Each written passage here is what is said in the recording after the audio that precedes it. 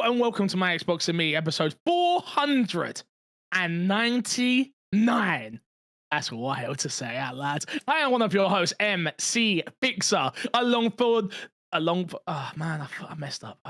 Alongside, no, how dare you? That's on to 500 from there, yeah? Alongside the one and only, the man drinking his own pee, it's Matt P Video. Hello, everybody. Does it really look like that? A little bit. What do you think the P stand for?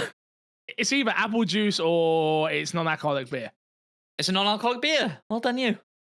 I know you, Matt. Come on, I pay attention after 499 weeks. I know you haven't been here for that long, but still. Bro, when do you think you came on board? I don't know. I was thinking about this the other day. It was pandemic, right? It was like May, I want to say. Would have been just after Kind of Funny came to London. I think that's where a chunk of time after that. It was a chunk of time after. No, it was. But I'm saying that's a moment. That's a moment in time that I can find the timestamp from and go, okay, there, because we met there. Yeah. I didn't remember us meeting there. Then I remember us talking afterwards. Yeah. And then bada boom, bada bim, you were here and you haven't left. Bada boom, bada bim. That's what they say. Crazy. Alongside us, of course, we have the one and only. It's the cheerful one himself. It's Paul D. Sport. Yay! I told you, behind the curtain, look, I have had a stressful day and I was like, oh, I don't know if I could do this. As soon as we hit go live, my energy levels have spiked and I am ready to rock. Let's do this. Spiked so much that the noise gate on your microphone cut out that cheer. It did. That's how much we enjoy it. That was great. It was great. And Crash is here, everyone. Hi. Perfect. I give you that energy, you give me that energy back. I respect it. I see you. We got a short episode this week. We're only getting an hour episode because we got lots and lots to do after today. More content for everybody, so don't be annoyed. But if you don't know, this is My Xbox and Me, our weekly Xbox podcast here on youtube.com/MyXboxandMe and all podcast services. No promo today. You know where to go if you've been listening to the show for a while. If this is your first episode in, hello. Topic of the show this week, everybody.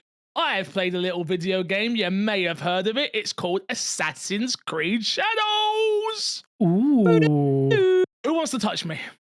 It's a bit of a distance for me to travel to touch her. Can I just not and say I did? No. Oh, okay. No, I'm good. You can ask me questions about Assassin's Creed, though, if you'd like. Okay, first one. Did you play it? You said, yeah? I have played Assassin's Creed Shadows. So I have 2 questions. Did you play both characters? Okay, let me give you some build up. Jeez, you're terrible at this. All right, so Ubisoft obviously reached out to me for their preview event that they had.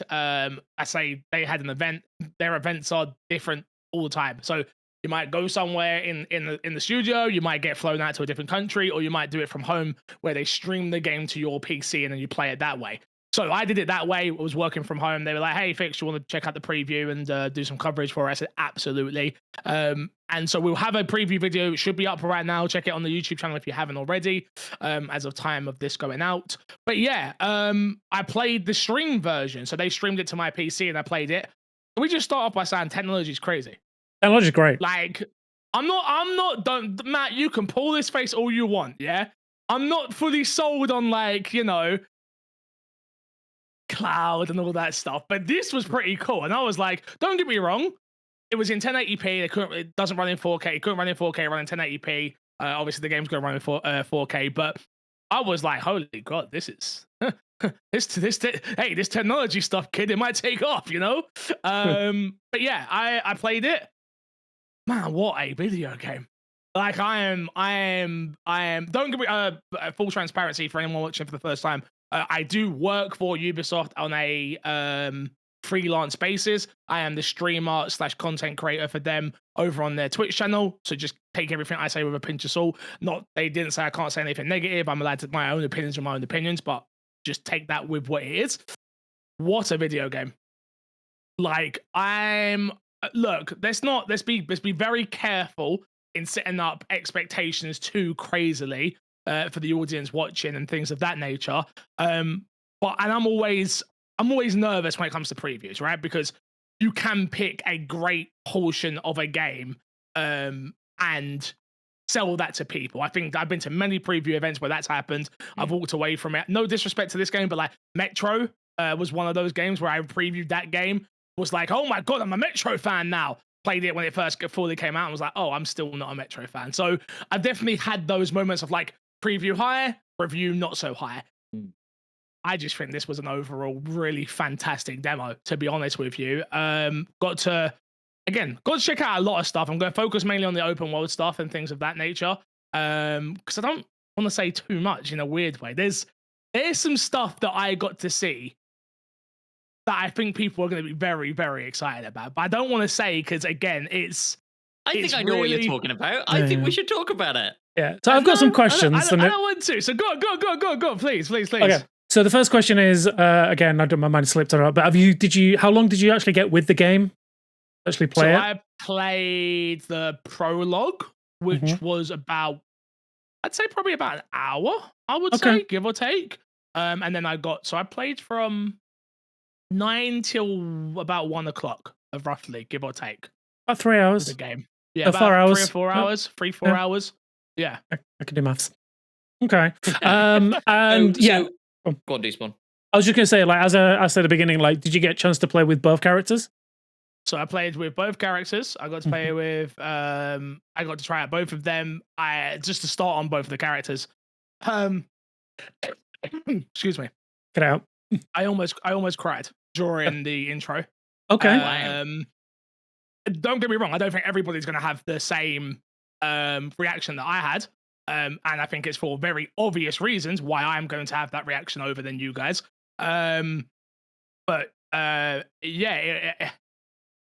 They touch on subject matter at the start, and their wording is very to the goddamn point and very forward. That I was like, oh god, okay, this is interesting, because I wasn't expecting it. Again, it's a video game that's made for people. Don't get me wrong, video games touch on all different subject matters and things like that, but you don't always see it from a ginormous, AAA publisher, et cetera, right? Like, you see a lot of these stories get told in a lot of indie games and things of that nature. But like, there's a moment where like one of the characters is like, "Hey, I've never seen a black guy like him. Like, what's going on here?" Like, okay. And it's not like, oh, outsider. No. It's, I've never seen skin as dark as yours before. Like, who are you? Where have you come from? Like, that's the subject matter that they touch in, and I'm like, it just instantly took me back to a place of like, I know what it's like to be. I grew up in the 90s, right? Like, back when I was in school, there was 2 black kids in my entire like class in school, right? Like, you look around and you're different to everybody else, and then that you see that in a big story like this, and like, oh, that's actually really cool to see. And I think, obviously, the internet's the internet right now when it comes about this game, right? Like, it's very much like, why is he a black guy? And blah, blah, blah, blah. Not everyone understanding the history and things of that nature. But the story they're telling here is very much, it's a character that is an outsider. And the world, throughout my entire playthrough of this, lets you know that he's an outsider. Like, you're walking through streets, everybody's staring at you. Everybody. And things of that, like little subtleties that maybe not everyone's going to pick up on, but I think they're pretty deliberate and pretty obvious of why they're there and the way they're doing things. And it's a story of like this character who's a slave and has gone through stuff and et cetera, and they're going to be built up and built into what they become, which is obviously what I got to check out. But yeah, it was really good. Obviously, I got to again, I don't want to spoil it for you guys either, right? Like, that's my big thing. Like, people who watch the preview content, I'm going to go into a little bit more detail, but for the boys who have not, they're probably not going to watch the preview content. You should go in to the best of, well, you might, but I think you should go in with as little information as you possibly can on these characters, because I think you'll get to experience it in a way. Even what I'm saying right now, I feel like it's somewhat a spoiler, but we got to do our job, unfortunately. But yeah, both the characters play exactly how you imagine them to play. I don't know, man. Yeah, go on, hit me with questions, and I'll just answer them. Well, that's what I wanted to touch on. So Ubisoft released some footage of the parkour, and it got everybody very excited. Parkour a little bit more in depth, going back to maybe some of the more old schooly stuff of being able to do tricks and tackle objects in certain ways, depending on if you're dodging as you approach them. How much of that did you get to mess around with? Was it easy? Was it fluid? Was it awesome? I didn't touch on it a bit. I'm gonna keep it. That's not my play style. You know that. Like, that's not my play style, unfortunately. Don't get me wrong. Parkour feels a lot better than it has in previous games. I definitely can see a lot of the improvements. There's a mission that I did where I was chasing somebody, and it was very much like you're chasing after a guy after you feel like you're following him. Like, you know when like an NPC just walks off and you like follow? And the game has that thing where you hold A to follow and then it walks at the right pace so you can hear him talking. So I did that.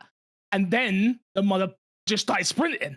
And I was like, hey, yo, what the hell? And then like, so I'm sprinting after him. And yeah, I was parkouring through like a market and this, that, and through an alleyway. And like, you can feel it's all there. It's not what I very much was focused on combat, traversal, the world. That's kind of all the stuff that I took away from this more than the parkour. But the parkour isn't what I play Assassin's Creed for. It's those deep, rich stories. So there's definitely improvements. You can see that off the bat. I think people that are really going to enjoy the parkour, are going to enjoy it very specifically with, I believe I'm going to say her name wrong. Decent, you're very good with names. Talk to me. Hi, how you doing? I've set you up. Have I set you up wrong? Have I set you up here? Let Chris, what did we say? I'm going no way. No way. There we go. Way? I think that's correct. Right. I just did a preview of 4 hours, and I still. You should know what it is. You should know what it is. Then I've had to do other things since then. Yasuke is the other character. Yasuke, sure. no, obviously Yasuke. But yeah, Yasuke is a mess.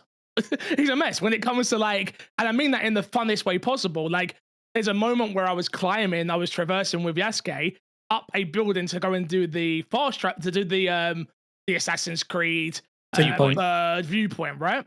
Yeah. And he gets halfway up and goes, yeah, no, I can't. Like, he pretty much says it out loud, like, I can't reach there, brother. Like, you should be using me right now. Like, no, like, I'm not gonna. That's not my skill set here. You know, he is heavy, and he feels heavy. Everything he does feels heavy. He's bundling through doors when he walks on a building, and like, you're like on like the corner pieces of buildings, and it's like very small. No, he's like walking, he's wobbling the whole time and things like that. Like, it's not just a character that's been reskinned and then thrown in, and you're like, okay. No, they're two very separate characters with very different philosophies, with very different skill sets that feel immensely different in every single shape and form. Which to me was like the biggest, like, oh, this actually feels really good because of that as well. So, question, like, I guess, does it very much feel like these two characters are built for the two kind of play styles that Assassin's Creed generally brings? Which is absolutely. Yeah. So you've got your stealth, like me, who loves a good stealth game, sneaking around, assassinate everyone without being seen, and then you also love stealth, but your version of stealth is hitting everyone with a massive stick. Don't give people that. I don't love stealth. There's no way. I don't. Love stealth. I enjoy stealth in this game, though. Okay. Because again, I think it's like you just said, right?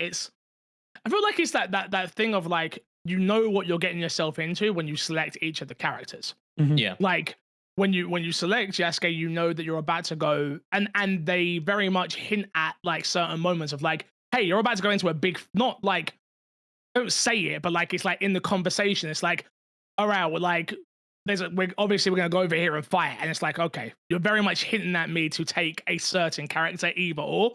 Doesn't mean you have to, because you don't. You can take whoever you want into it, but it does give you that nice little tip of the hat of like, hey, if I was you, I would go this way with this. And it's kind of just about reading the room and reading the situation as well, right? Also, functionally, how does it work then? If I'm in the open world and I'm just running around, can I just hot swap like GTA 5? Yep. Not in the same style as GTA 5, but yes, you can hot swap.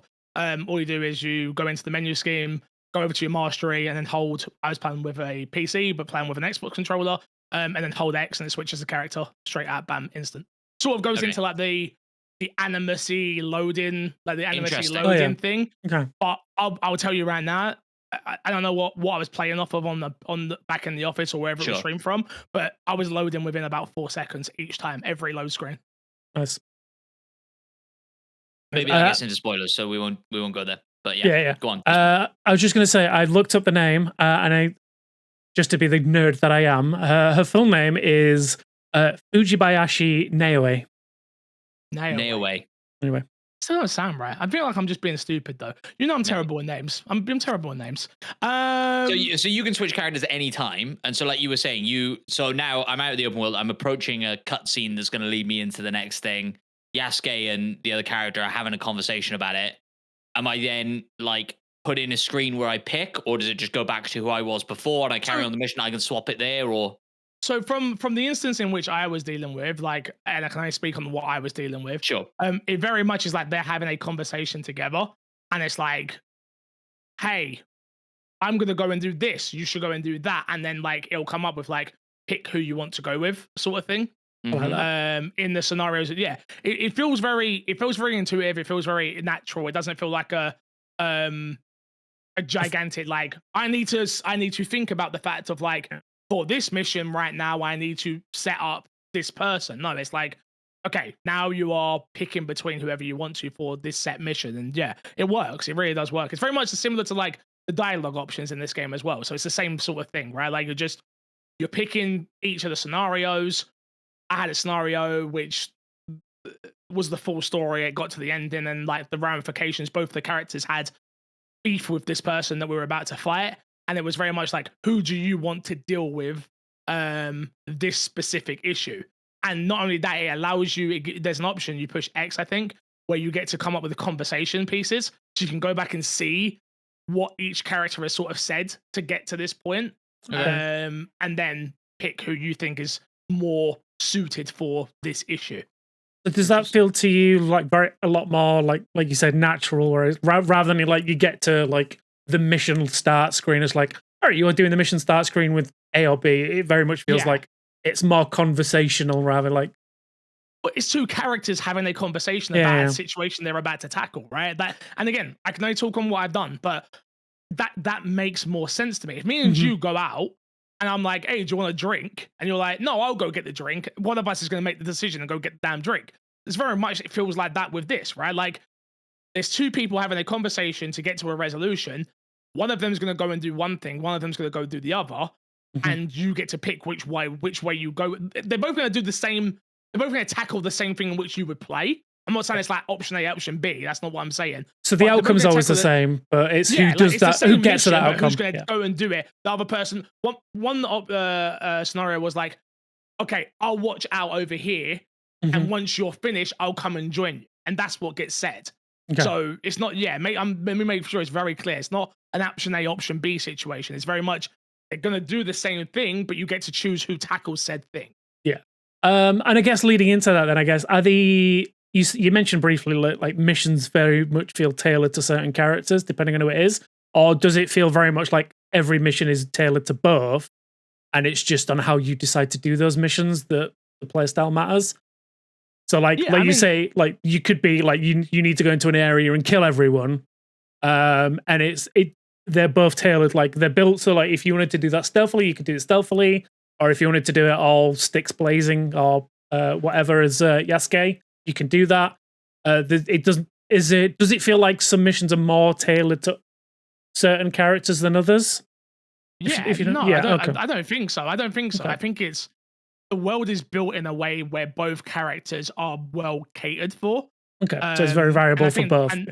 And they're both viable very much for both. It's I never went on a mission going, oh, I should have brought the other character on either side of it. Yeah, it that's was very much like, it's like there's the option of like when I was Yasuke, like I walked up to these two guys at the start of one of the missions, right, and they're guarding the door. So you walk up and you have there's a thing you can do now where like if you go in, like in a video game where you go into an area that you shouldn't, and like they just instantly like pull gun, shoot you, bam, dead. This game doesn't have that. It has this like apology thing. So you can like walk up to a character as you're going through the door, and then they're like, hey, sir, you can't come through here.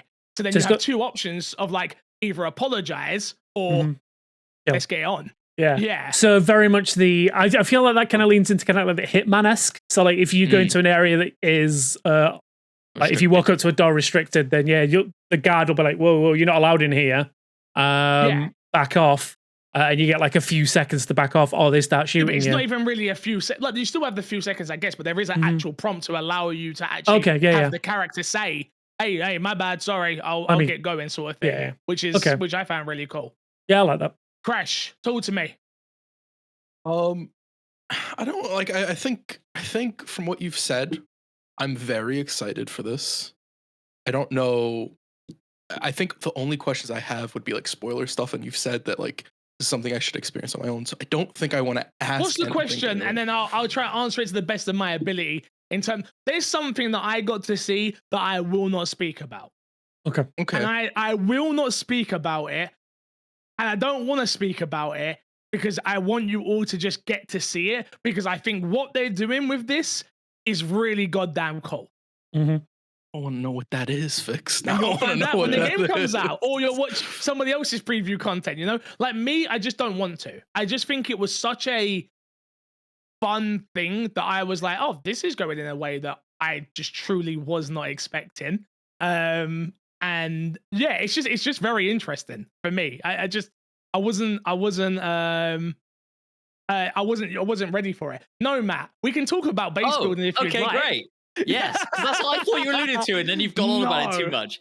So yeah, so there is a system in the game that is essentially base building, right? That is an evolution of what was in Valhalla, where you were building, let's say, Ravencroft. Yes, I believe so. I think so. Can you talk a little bit about that? Like, it sounded, from what I've heard, far more in depth than the Valhalla experience. I didn't do any of it during my preview. Okay. I did see some of it. Yeah, it looks way more in depth. So I didn't see any of it, but I did during my playthrough. There's a thing that you can do with animals in this game, like when they're out in the wild. And as I was Yasuke, I use that Yasuke a lot, obviously. You can sort of observe them, and you sort of like get up to them like nice and close and quiet, and then he draws them out, and you can put those paintings up in your house. Oh, that's nice. Which was really, so I did one with a koi fish. I did one for another animal. I can't even remember exactly what it was now, unfortunately. But yeah, it was very, very, very fun. Very fun. I'm going to be completely honest. When you were saying like you draw them out, I thought you were saying that like you make them to come close and you just kidnap the animals and put them in the cell. So that's where I thought that was going. Actually paint them. No, I got that. Yeah, no, I was, when you started talking, I was very much like, so do you remember in Metal Gear 5 where you can Fulton animals out? Yeah, I was very much thinking it was that, and you were going to build like a little farmyard in your little home base because you're stealing all these wild animals. But no, okay, drawing pictures. I guess that's cool as well. I guess. I like that more, but I'm gonna be honest. Yeah, I kind of want to steal all the animals. All of that management stuff, I think either people hate it in those Assassin's Creed games or they love it. And I like, for some reason, it's always hit me and I've loved it. Like, I really enjoyed the Ravencroft stuff. I really I always think back to like Brotherhood, Assassin's Creed Brotherhood, where you had like your little group of assassins that you would send out on missions. And it was like pretty basic. It was like, send these guys, you have this % chance of getting this resource back and stuff. Did you get to mess with any of that stuff in here? Nope. Nope. Because I have heard on the grapevine that the way that works is you have like a party of assassins that you recruit, and they have like different abilities and kind of traits. So and you get into that. You send them like out to clear fog of war in the map and stuff like that, right? Yeah. So what happens is you have like you have a recruit system now, and not only that, the game very much feels like it wants you to explore. It doesn't come across like your typical. Again, I know I keep saying it. I'm sure it's annoying for people, but like, from the bits that I played, right? Like, it doesn't feel like your typical. Your icons are there, but it feels more akin to like Witcher in a way of like, you've got your question marks, but you don't just run past it and all of us like you discover it. Like you go there and you discover it, but it doesn't have like a path of like, yo, go here. But what you can do is you can send out your scouts, I believe they're called. And you can scout areas, and that's how you get the information for your main missions as well. Like, you send them out, they scout the area, so they'll discover like where the main mission might take place. You go to that area, and it still might not be the exact location, so you still got to then look around the surrounding areas, which are usually like temples and things of that nature. And then you go and tackle the mission. So it feels more like you are exploring this world. You are getting to know the world more than just. Especially the way I play games, you all know I'm a checkmark merchant. I really am. And I really enjoyed not being that during this preview, because it was very much like, go here. Sure, go here, but you're going in this area. It's not the typical like, go in this area. It's in this circle. It's like, no. It's like, go here. If you use your brain, you're going to figure this out pretty quickly. But if you don't, you're going to be wandering into buildings and like seeing children playing different games. You're gonna see people praying, like in the area I was in. Like you're gonna see this world being lived in. It's really cool. That's sort of stuff I'm really excited for. Yeah. So everything that you're talking about, like, it very much feels like, again, because I'm on my Kojima hype at the moment, it very much feels like the kind of like Metal Gear 5, where all of these different little bits of the world kind of feel like they're living, and like they all have like an effect on the gameplay as well. I've been like you say, I spent 20 minutes just walking. Yeah. Like walking around these towns and just seeing how I very much wanted to get a B-roll of just like seeing how people interacted with Yasuke. That was my big thing. Again, it's a character. I'll be honest with you, it's a character I've connected to very quickly. Like just the prologue really did. I would have loved for them. I don't know if there is more again because I obviously got prologue and then wherever I got put into. I hope they I hope we do get to see more of like the start of that journey because I was so I don't know what the right word is. Enamored, I guess, with like, oh man, this character. Like, I want to know how you got to this country. I want to know how you got here, and that's what I fell in love with pretty quickly, right? So I was very much like, all right, let's walk around and see what these people think of him, because ultimately it's a gigantic black man walking around. We already know what that's like in 2025 in certain countries. Imagine during this time period where you're the only one, and seeing. And not only that, seeing how the devs have obviously made this world react with him as well. To me, I found it fascinating. I really did. So I did that for 20 minutes of my gameplay was just like me looking around, spinning the camera around. I went up and you'll see it. I'll put a video out when it comes. But I wanted to see how the weather effects in this. So there's a bunch of different weathers, right? Like you can very much tell the wind is blowing in certain directions. So I was like, all right, let me see how in depth this really is. So first thing, I see some watermelons. So I get my sword out, chop the watermelons, and it's like boom, slice through, just bunch of watermelons all over the place. I'm like, all right, that's cool, but there's a couple that obviously didn't. Yeah, Metal Gear did do it, but we're talking about Assassin's Creed. Relax. So did Uncharted. If you want to start talking about oranges rolling. But what I'm saying is, you keep saying things that are getting me more excited because it's all things that have happened in games that I've seen before, and I'm like, I want more of that in my game. And then the next thing was, I'm going to get the name wrong. I don't eat it because I don't like it. What's the green, like, bean food? Edamame.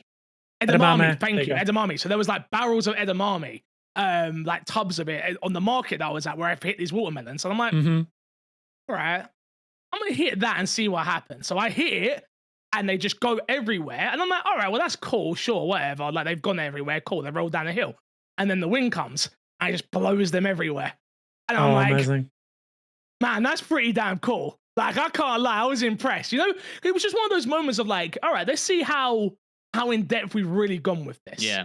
Let's see if the world is going to react to what I'm doing. And it does. Every single moment it does. Like, you're being fights and you're like, get pushed up against a wall. And obviously, you know, these walls are not like, they're not bricks. They're flimsy walls. And then the doors just fly through mid-fight. You've chopped through a whole building, like in certain aspects, where a bunch of guys have ran in at you, and you're like, damn, this is damn cool. It's cool. It's fun.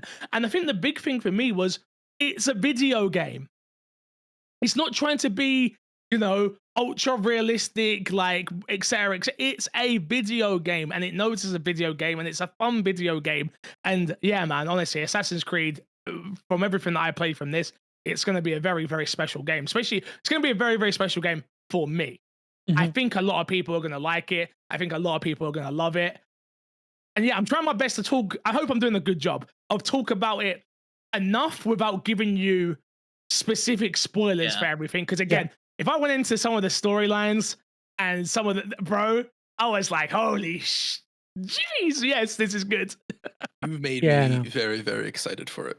I do have one thing that I'm not sure you'll be able to answer because of the amount of time you've had. One of my big issues with the past few Assassin's Creed has always been, at a certain point, the game level gate you have to be a certain level to continue, otherwise you're going to struggle. Does this game seem to have that setup that it will be a thing? It had levels, but I was using both characters, and you could still stealth take down at any level. From what I could tell, I was taking I'll be honest with you, I'd stayed at the menus a lot. Like I used it a little bit, but I wasn't really like, let me tackle these menus. It's just not what I do for previews. I want to know what my opinion is of said thing. More than everyone's gonna go and do the full-on breakdowns and things like that, right? My Xbox and me, you come here to hear my opinion on what I thought. So that's kind of how I tackled it. But yeah, I was taking down like level 25s and stuff like that. Instant stealth kills with the hidden blade and things like that. Like, and there was no issues. Like it was sneak up behind, use my grappling hook to then go on top of buildings, diving down. I never hit. Oh, I've got to talk about something actually. I never once hit a character. No, it's a lie. I did. I hit a character that had armor on, and that's what I want to get into. The armor system really cool in this game. So they have an armor system. So obviously 2 different bars. The yellow bar on top of the white bar is the character's armor. So you're breaking down that armor. Obviously Yasuke breaks down the armor a lot quicker. But the stealth character, when you do a stealth attack on the armored person, it takes down their health. So it doesn't take down their armor. But so which I like because it's realistic. Like if I jump off a building and I've gone for a stealth kill and I haven't fully got you, I've only nicked your neck or something like that. That wouldn't take down your armor, but it would take down your health. And it had that. The armor system itself is when you're breaking down the armor, it then what's the word I'm looking for? It's destroyed on their body, so it comes off of them. You see it physically like disappear, like not just like poof disappear, but like it breaks on their body and then comes off, rips off exactly. And I really like that system as well. It's just like I say, honestly, all of the systems that I got to play. Fun. All of the systems that I got to experience fun, including stealth. Proning's in the game. Like seeing tall grass and not just crouching. So I'm laid down, fully. I'm crawling along, mate. I'm crawling, bum, bum, bum. Whistle over a guy. Guy comes over. Huh? What's that? Bam! Stealth blade in the neck. Nice. When do I care about that? I never care about that sort of thing, and you know I don't. Usually I'm like, I loved it. Absolutely loved it, man. Like the new abilities are really cool. There's the Yasuke's ability when he's using his samurai. It all goes like black and white, and then as you stab him, it shows up red. Like all the blood splatters come off and stuff. Some of the takedowns are like beheading people and things like that. And I'm like, damn, I didn't expect this to be as gory as it is. Like it's full on. Like it's full on out there. Like. I used the hammer with Yasuke a little bit as well, and like using your RB abilities, or L might be RT actually, and then whatever the hit is. He's using his hammer. He's like full on, just like smashing down on people's necks and things. You're just like, yeah, that's what he would be doing, and it feels right, man. It feels right. Like I only got to use 2 of the quote unquote special like abilities. They were coming through pretty frequently though, which felt good. Parry system feels really good. Again, you know I'm the no parry king, but even I can parry, which is nice. Not always, I was still dying. I played on normal difficulty, but yeah, parrying felt really good. Yeah, man. Like honestly, I could go on for the rest of this podcast about this game. Well, I don't think we should do. We got like 30 minutes before we want to wrap up today. But I have one last question, and I don't know if you want to touch on it or not, but I think it's an important one. I think it's going to come up a lot. Obviously, it's Assassin's Creed based in the Japanese era. When this game, like when Assassin's Creed came out, obviously a lot of people wanted this. Now we're in an era where there have been many Japanese era games. How does this feel in comparison to some of those? I think it's unfair for me to answer. I'll give you my opinion, but I'm someone who didn't beat Ghost of Tsushima. Yeah. I'm someone who didn't enjoy Ghost of Yotai. Well, no one enjoys it. No one's played it. Ronin. No, Ronin. Sorry. Yeah, Rise of the Ronin. Yeah, the Rise of the Ronin. Sorry, Rise of the Ronin. That's exactly what I meant. And there's a couple others that I played that I just didn't get on with. Yeah. And again, it could. Let me tell you, it could be a many things. It could be my Ubi biased in terms of I've grown up with Ubisoft games. I love Ubisoft games.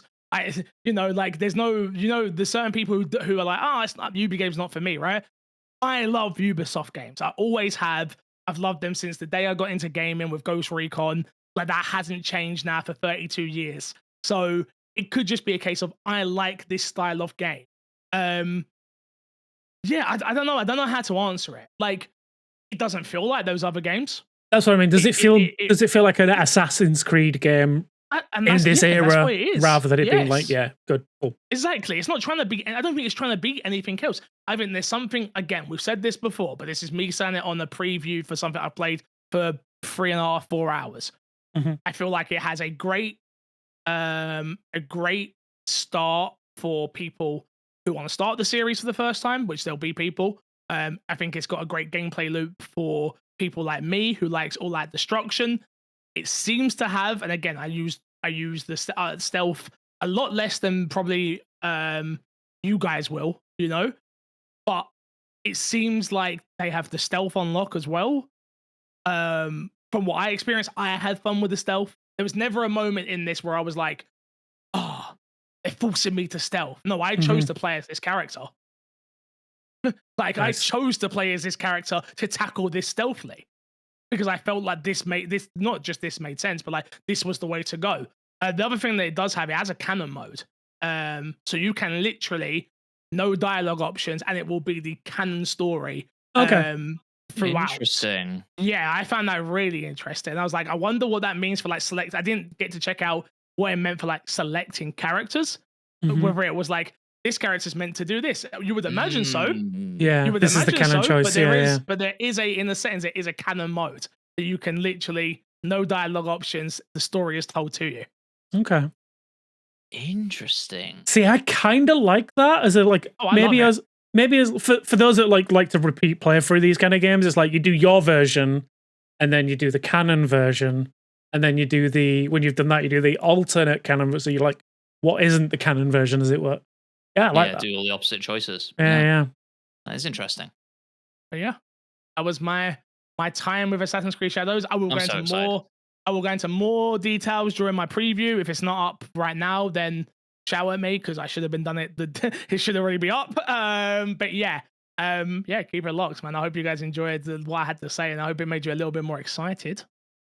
Very excited. Definitely. Yeah. Okay. All right. Let's move on swiftly to what we've been playing, boys. I just talked about what I've been playing. Crash, what have you been playing? I played the last Brezerker Kazan. There is the demo available on Steam, Xbox, and PlayStation, I believe. I really liked it. It's a Souls type game. The combat feels good. I would say it's more in line with like a Neo meets Sekiro type of experience. More in line with Neo than Sekiro, but the pairing works very much like Sekiro. By blocking at the right time, you do wear down the enemy stamina bar. You don't really have to, from what I've played, engage in that system fully to wear down enemies' stamina bars. It just helps to move that along.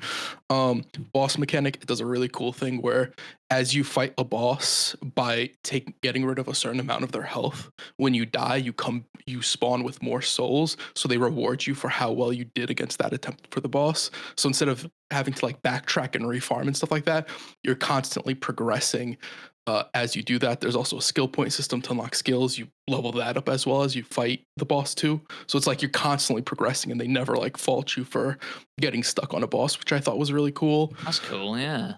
Yeah, visually very, very anime looking game in the best way possible.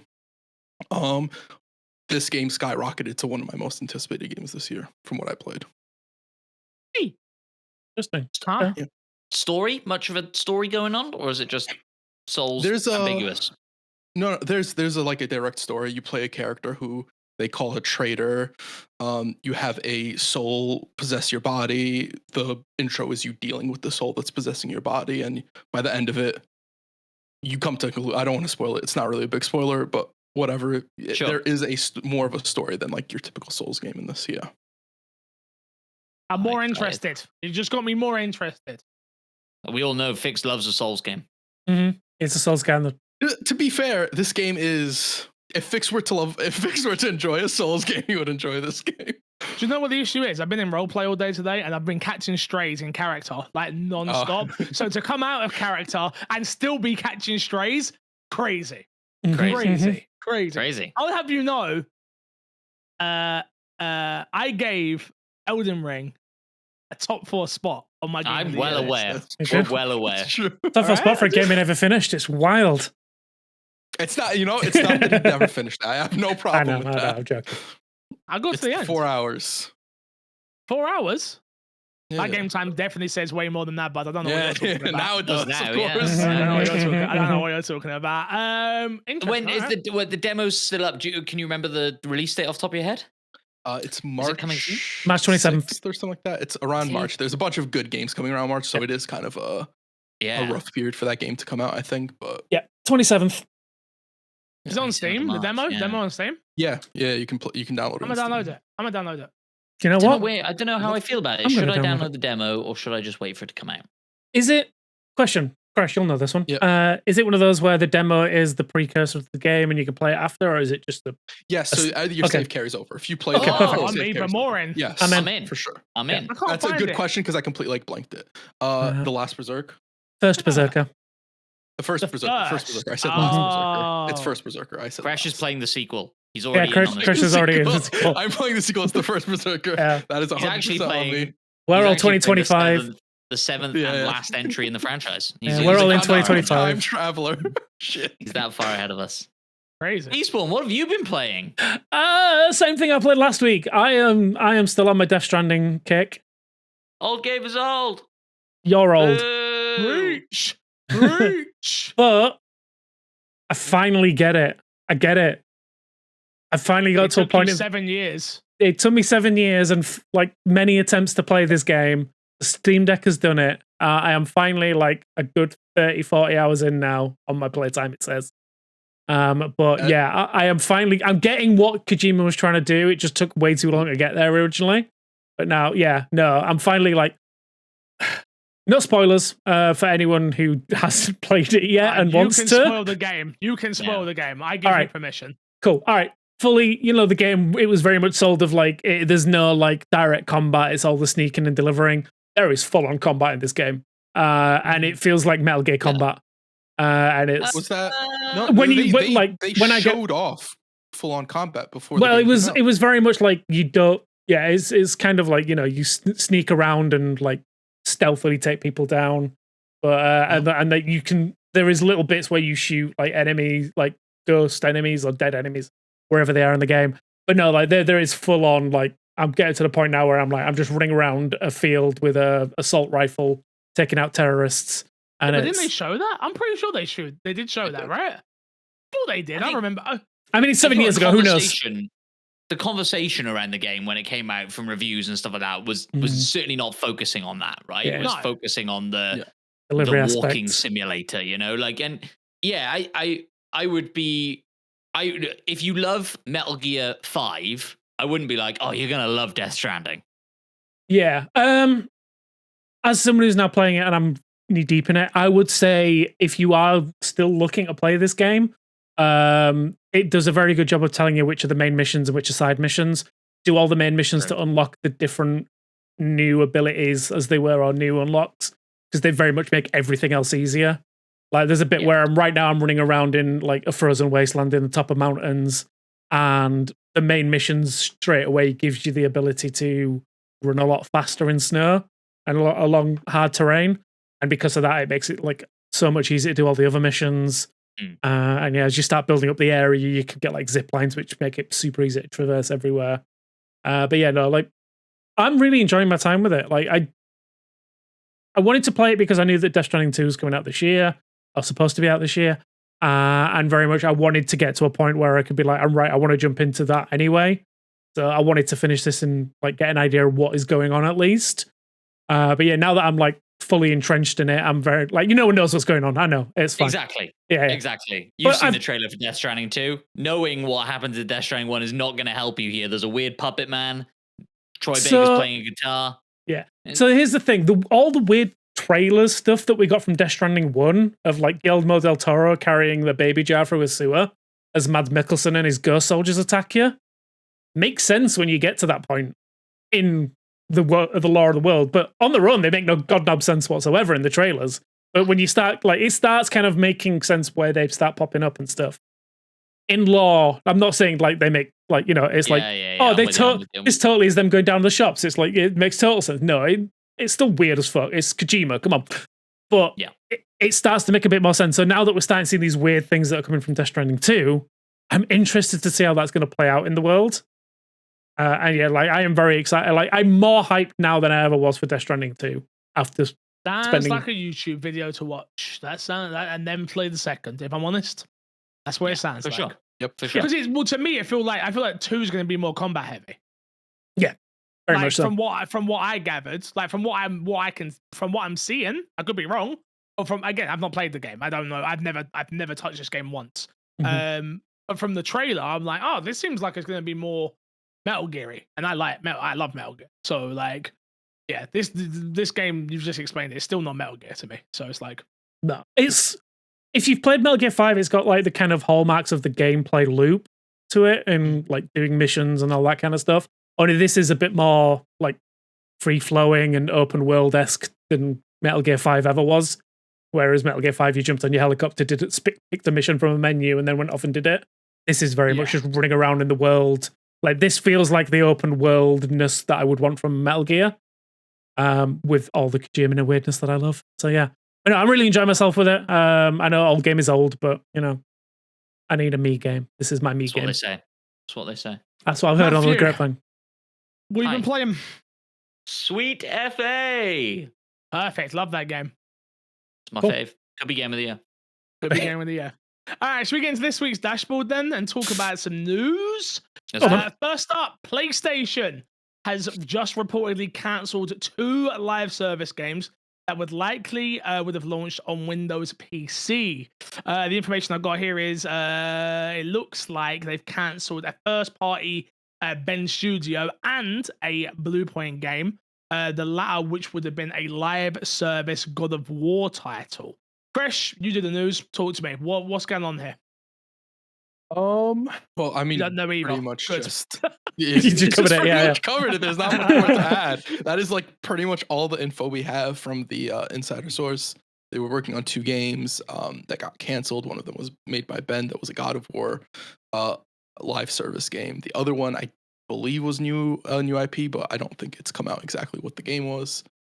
What's going on with PlayStation? Like, I know we're an Xbox podcast, right? And we bat our Xbox every week, and we get the comments not loving us at the moment, and I can't live for it. Honestly. Honestly, I kind of do.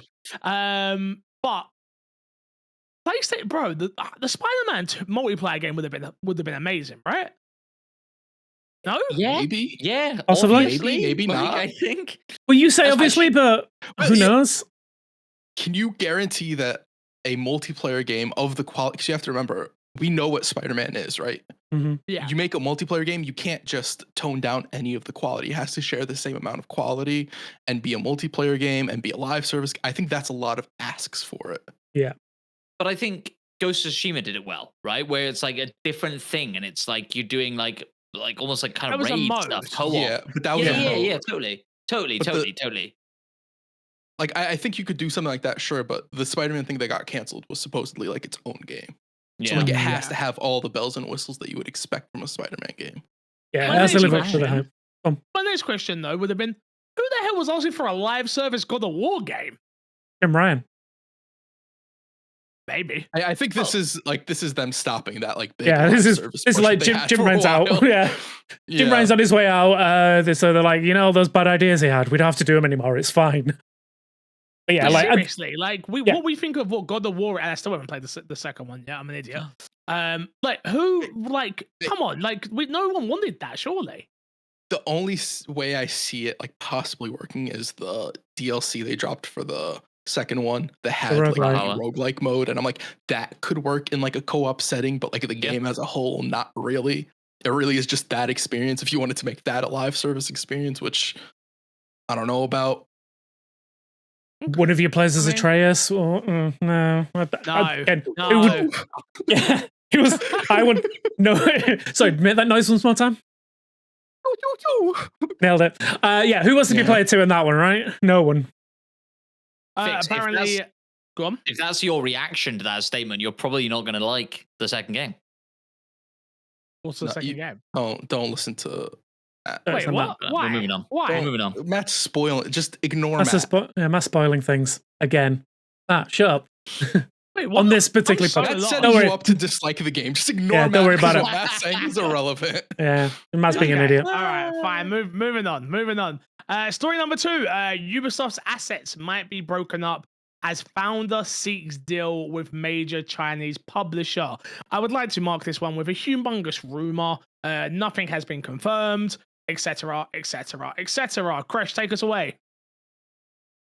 Yeah, so a story came out that it's just a rumor, obviously, that the Guillermos are looking to team up with Tencent and split off a portion of the franchises. We don't know what franchises, we don't know what properties, and form sort of a new company in combination with them, and they would still have they'd still have ownership of some of their own IPs that they already own. We don't know what would be split and how it would be split, but that's sort of the rumor going around right now, which is an interesting rumor. This follows the previous rumor of them looking to sell more to Tencent or looking to whatever the deal had been that they were looking for with Tencent previously that we talked about. Matt, what do you think of this? Where's your tinfoil hat, and where's it taking you today? I have no idea, which isn't helpful for the sort of entertainment value of the podcast. So it's an interesting one, right? Because like Ubisoft has been like they've had forceful mergers put upon them before that they've fought off, right? In Vivendi and stuff, we were dealing with that for years and years and years, and they fought that off, and now, yeah, maybe they're looking to no longer fight off those mergers and play more ball and find a partner in a Chinese. Go on, Crash. Yeah, I don't see this as like something, because it's so much coming from them. Like, hey, we're gonna go out and do this. I don't view it in the same way as like the Vivendi situation, because that was very much so like that was a hostile takeover situation. Yeah, sure. Yeah, absolutely. You're right. It is a different thing, but like it felt like Ubisoft wanted to be independent right off the back of that, and they were like, But, times have changed. It's been a rough year. And, Ubisoft have had their own studio closures, right? With the Lost Crown team and stuff like that. So, I don't think this is necessarily a good or a bad thing. I suppose it's a good thing if it means an injection of cash and it means that you can keep teams on stuff, right? Which is what you would hope for. Yeah. No, yeah, I can't talk on this. I straight up, like, I'm way too invested. If properties start getting sold off, I probably don't have a job anymore. So my opinion, don't even worry about it. Despawn, talk to me. Yeah, I mean, like I don't like this. Like my knee-jerk reaction is I don't like this. I don't like the idea of splitting it up and splitting up companies and like teams disappearing and all that kind of stuff. Whatever, like it very much feels like they are trying to prepare for some rough times ahead. I think there's been a lot spoken about, like obviously Assassin's Creed Shadows being like the return to form for Ubisoft after a few misses. So hopefully that is the case. But it feels like they're very much preparing for some very rough times ahead. And if this is what it takes to keep a lot of people in jobs, then fair enough. But I don't know. Let me try getting my feelings for a second, right?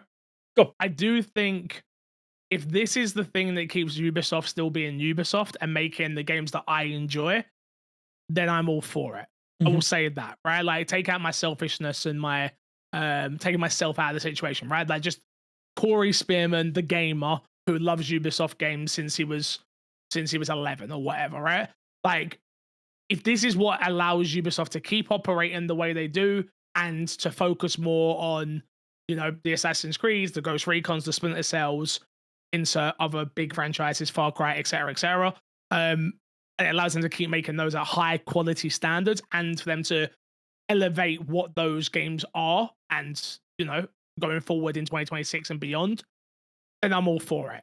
But if this is just a case of like cashing out and then, anything else, then obviously that's when it becomes, but it's a business. There's still a part of me that's like, yeah, it's a business. Get your money, man. Like you got to do what you got to do at the end of the day, So it's a hard one for me.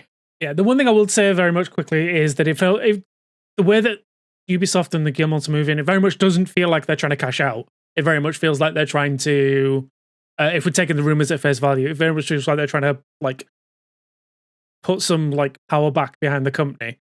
so they can keep doing what they do well for the long term. So hopefully that is the case. Yeah, Ubisoft's in a little bit of a weird situation where I feel like they've gotten, as of late, very unfairly judged compared to like a lot of other gaming companies where they'll make moves and put out games. I think Star Wars Outlaws, you look at that game, and the Avatar game as well, are two examples of like those games got bashed on in a way that is undeserved of those games. And I think this is sort of a way for them to like maybe off-put some of the risks with some of the games they've been taking that haven't necessarily been risks, and be like, we can be secure and we can keep doing, like Fix said, what we're good at and improving on that, which it sounds like Assassin's Creed Shadow is going to be, right? And just sort of securing the path ahead for them without having to do another Vivendi situation where it's like a possible hostile takeover or something like that. Yeah, they get to control the narrative, and I think that's the big thing as well. So yeah. Control the future. Story. Last story for this week, boys.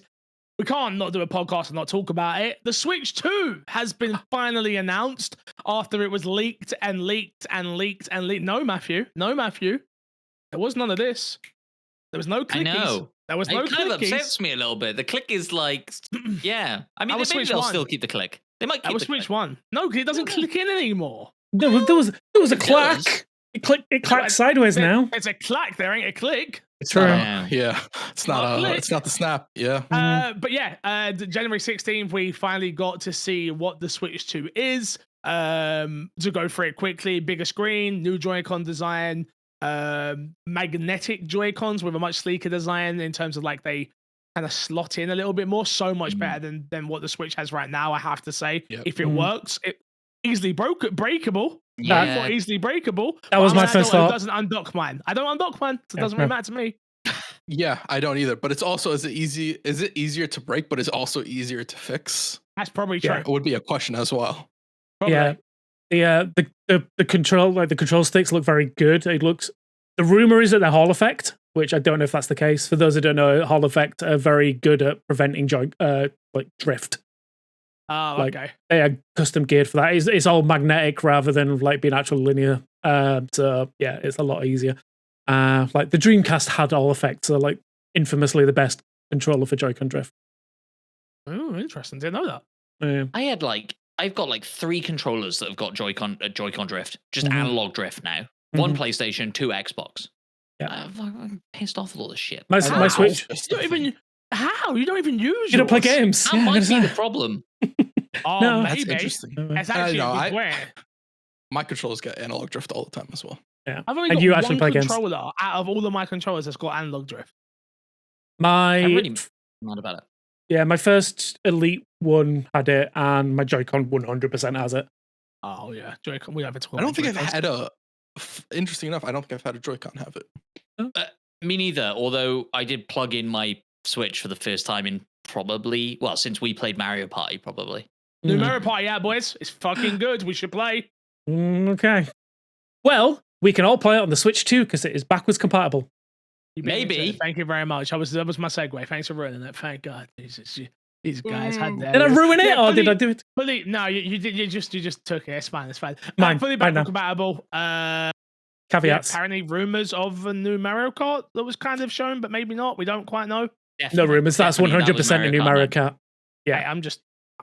I don't want Nintendo to been confirmed. I don't want Nintendo to sue me. You can't 100% anything. People rely on us for the news. You can't come out with 100% on anything, my friend. And next thing you know, Nintendo's gonna be looking at those leaks, and they're gonna be like, "This podcast here, talking about it for 5 seconds, out, done, over. We're gonna get that lawsuit real quick." Sorry, I'm just joking. Don't mind me. All right, D-Spawn, guess that game, brother. Let's get through it.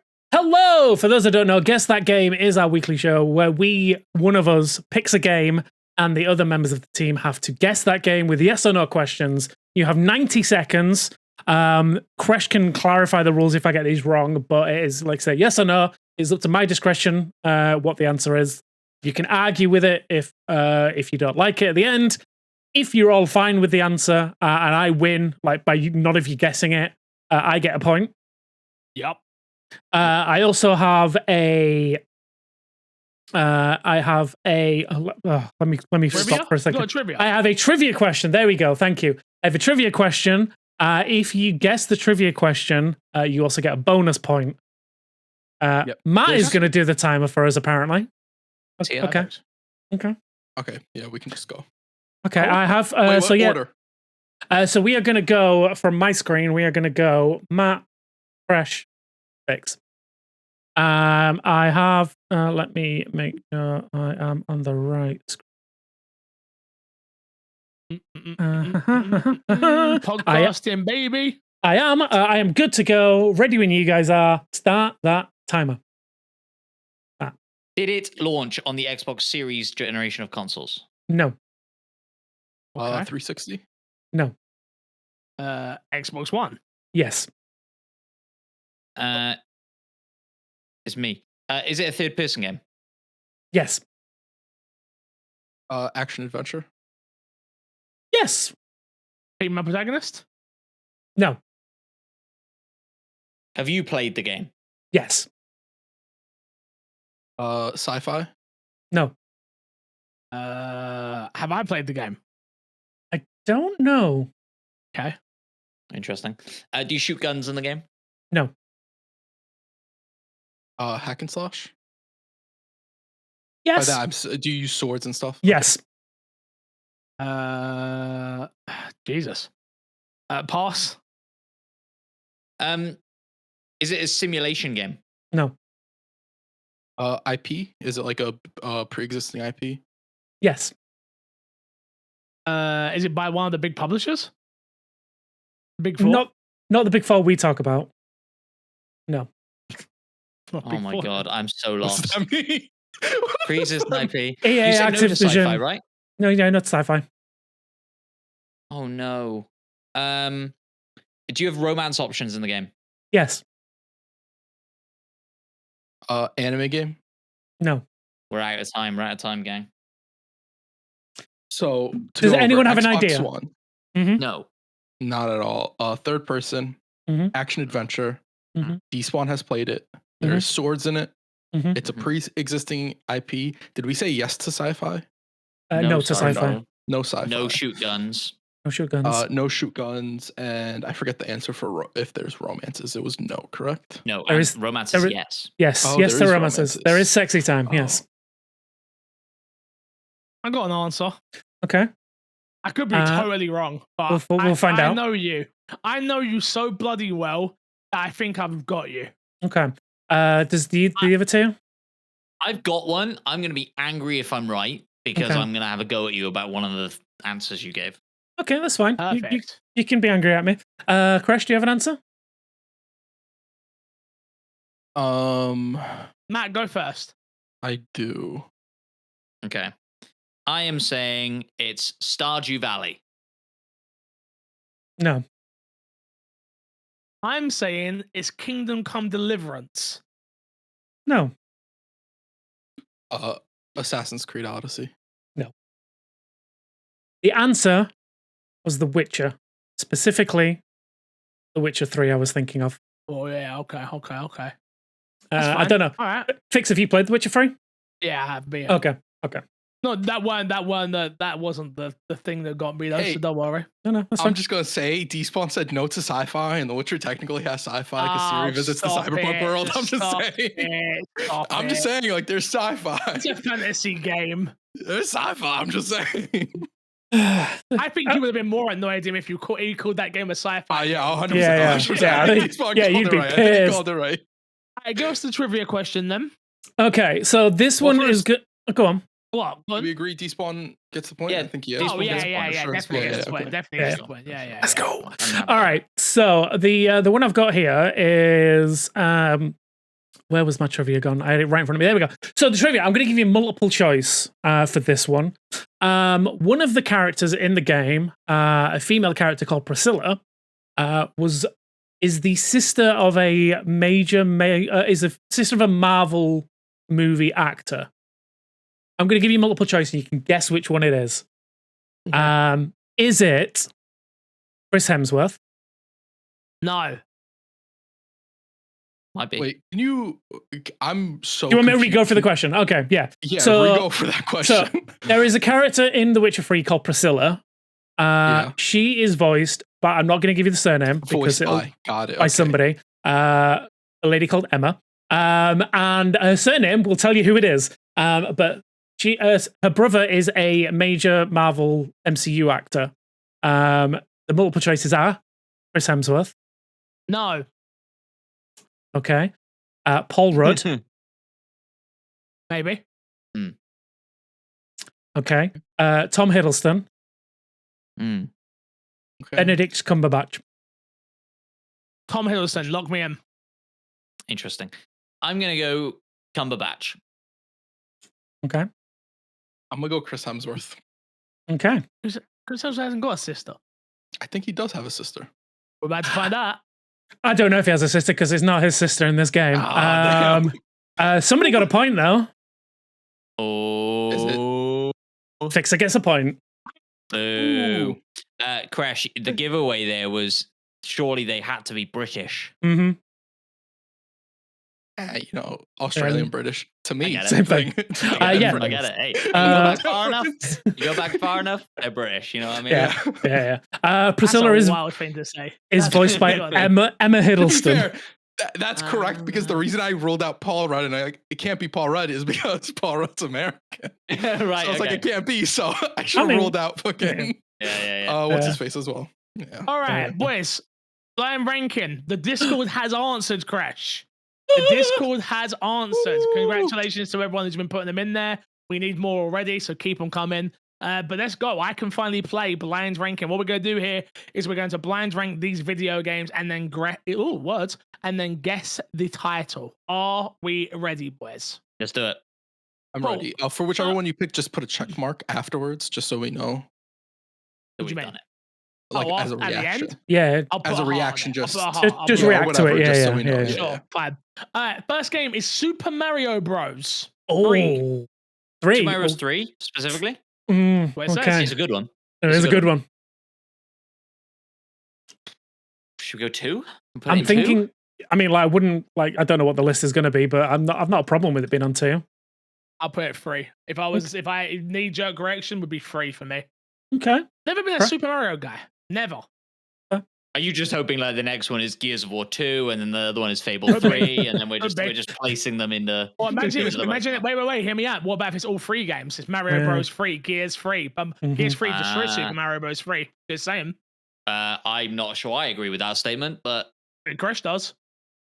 I do. I agree with that statement. I like Gears of War 3 way more. Bad game. But these lists are fixed. This is your first time on this side, so I gotta explain something to you. This isn't based off preference. This is based off cold hard facts. Industry view. Yeah. Is it? Yeah. Is it? Oh, okay. Yeah. Until I get something that I want to be higher, and then I won't be petty about it. But until that happens, industry view. 2, fine. I'll go 2. Sure. All right, let's lock in at 2. All right, perfect. Next up, Mega Man 2. Oh. 5. Okay, yeah. Yeah, I Mega Man 2, just Mega Man? Mega Man 2. Mega Man 2. I'm kind of inclined to agree that it goes 5. Yeah, I'm alright with that. Who cares? Well, I think it's 4, but you guys all said 5, so we can put it at 5. I'm not going to argue against that. It's Mega Man. Who's out here wanting or caring about Mega Man? It's true. Lots of people care about Mega Man. I'll say the same thing about Sonic, for sure. Sonic, people care about. No, we're not doing this revisionist history bullshit you want to go through right now. We're not saying nobody cares about Mega Man. That is a crazy statement. Right now in 2025, Sonic just had 3 good movies. My sister wouldn't even know who Mega Man is. She's 18. If you go before the Sonic movie, people were saying the same shit about Sonic. No, they weren't. Yeah, they were. Let's not do that. Fix. No, that's Sonic 2. Great. Jokes, but let's not do that. Mega Man never went to the Olympics, did he? That's true. Sonic never really went to the Olympics. I've watched the Olympics. Sonic was never there. He had to make a whole game to fake himself. That's like Photoshop to a major degree, bro. That's crazy. All right, next game. So we got Super Mario Bros. At 2, Mega Man at 5. Yeah, Mike Tyson's Punch Out. 4. This is gross that you guys are putting Mike Tyson's Punch Out above Okay, yeah, 4. We're wrong. We were wrong. Obviously, it's fine. We messed up. We definitely messed up. I'm sorry. Yeah, I have no idea. It's okay. I forgive you. I have no idea what this list is. No idea. Okay, next one. No, me neither. Contra. Oh no. We've fucked up this list no. so bad. So 3. bad. There's no, Three, there's yeah. nowhere Three, else it's to put got it. it. It's got it. It's got it. So Contra 3, no, Mario Bros 2, Contra 3, Mike Tyson's Punch Out 4, Mega Man 2, 5, and our number 1 game is Ninja Gaiden. I mean, it's number I one, I hate guess. it. I I mean, hate it. I would I put don't it at like- number 2 or 3. yeah. It's not super far off. Like the first 2, I'm cool with. Everything else, we fucked up so Yeah, bad. I don't know about that. I don't know about that, King. So this is the list. It goes Ninja Gaiden 1, Super Mario Bros. 3, 2. What was next? Contra 3. Mike Tyson Punch Out 4. Mega Man 2, 5. Okay, anyone got a guess for titles? Really? The greatest No, me. 16-bit games. Oh, the greatest 16-bit games. All right, Fresh. I don't think they're all. Yeah, no, they are all 16-bit, right? Are are can they? you skip me right now? I don't know. Like something to do with music, maybe? Punch Out have good music? I don't know. But I think the others all have kind of that like iconic bit tone music. Let's go like most iconic retro video game music. All right. I'm gonna go with 16-bit games that people loved. I see what you've done there. You've stolen Despawn's answer. That's what you've Different done. wording, Gets the different title. Yeah, it's got a wording, Close. wording. He's Yeah. correct with how he's playing it, Matt. All right. Fresh. All right, Matthew What McConaughey, was calm your down. title again, Despawn? The greatest 16-bit games. And Fix, you said 16-bit games that people People loved. most iconic 16-bit games. Okay. The title is That is so fit. I don't think it's best 16. 8-bit best Oh. 8-bit video games of all time. We got the wrong No one's bit. getting that. Yeah, we got the wrong No bit. one No gets one's getting it. it. We don't No know one what. gets We don't it. know how No many one bits are gets in it. games anymore. It's fine. Yo, people get 16. It's 8. It's 8-bit. Well, They technically, made 3 Mario games back in 8-bit. Mad. I think Mad. technically Mad. more. I don't know. You count the Wario ones as well. No, they're not Mario. They're Wario. Yeah, same. Yeah, okay. Same what? I don't know. Not. Same franchise. Oh. Yeah. Is Mario Kart count as a Mario game? Like, Yeah, in he's terms in of, like, it. what we're talking about? No, idiots.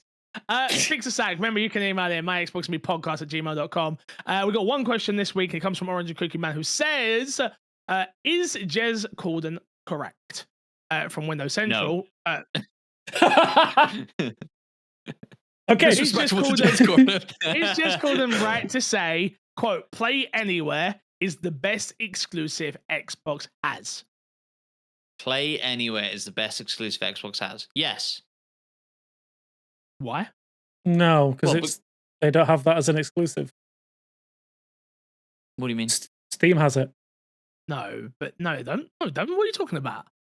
You can. How does Steam have it? Hmm. You no, you know what? My brain's just just- saying. My brain's buy gone the cloud game- save. Yeah. No, my Yeah, brain's but gone cloud that's not save. what it is. Yeah, It is like yeah, you no. buy the game, you No, have yeah, no. access to it on your Nowhere- PC. with no Microsoft other- Store No, and no, you're right. everything Yeah, else. yeah. Then, is that their best exclusive? Yeah. Is their most No, there's unique not enough exclusive? stuff- There's not enough stuff that utilize Play Anywhere. Yeah. Would be my reason for no. Like theoretically, I think it is one of the best features that you could have on it. Yeah. There's not enough stuff that use it. I think what they're getting at, what Jez is getting at, is that Xbox doesn't have any exclusives anymore.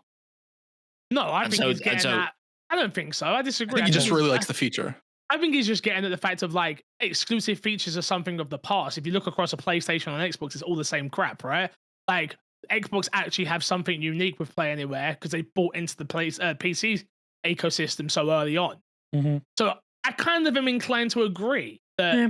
it is the best exclusive. Not the best exclusive game. That's not what gets said. The best exclusive, though, yeah, I do. I do agree. Yes, Jez is correct. What's the best exclusive game then? Sunset Overdrive. Fair enough. I retreat. I can Spitting see. facts out here. Oh, because yeah, I'm trying everything else. Sunset Overdrive. Again, that's a hard one though, right? Because it's on PC. Yeah. So then you could technically go Last of Us is probably the best exclusive game, if I'm being honest. Xbox is best exclusive? Yeah, that's what I mean. That's what. So Xbox is best exclusive game. Yeah, that's what I'm asking. With Play Anywhere or like any? No, just what is Xbox's best exclusive game? So that's a conversation for a different day. Yeah, that's your brother. That's the whole subject. Yeah, that's a video of its own. But I think that's what Jez is saying. But that's no. I don't think he's saying today. But it's the best exclusive today, not the best exclusive ever. That would be a crazy statement to say the best exclusive Xbox has ever had is Play Anywhere. I don't think Jez is saying that. No. I think the way I'm reading it is like it's one of the most unique selling points for Xbox. And it's like one of the today, if you get an Xbox today. Yeah. I don't think it's a dig at Xbox in any way. Only though, because you seem to want to take a dig at Xbox for having no exclusive games. We've got over the podcast again. We're plugging. We've got to get out of here. We've got so much to do. Plug. Get me out of here. Crash, what have you got to plug this week? Podcast reviews. Leave a podcast review. Make sure it's 5 stars. Steal a phone if you have to. Kick a nan. Kick a Papa Nan? How do you guys call grandfathers? Granddad. But that's so boring. Like you guys got nans and granddads. That's kind of boring. If I'm gonna be honest, kick a granddad down the stair and take his phone and leave us a 5-star review. Yeah. Okay. Respect it. Kick us out here. No new reviews in the UK either, unfortunately. So yeah, I agree with Crash. Kick a grandnan down the stairs and keep on keeping on, people. Matt, what you got to plug? Nothing. Moving on. Spawn. By the time this is out, it's my birthday. Send me things. We just doing that now? Well, is that a thing we do? I don't know. Well wishes. Send me well wishes. Wishes and prayers. Because I'm getting old and, I don't have that many of them left. If this week's podcast felt a little rushed, it was. I'm sorry. I love you. Until next time, love you, leave you. See you later. Good boy.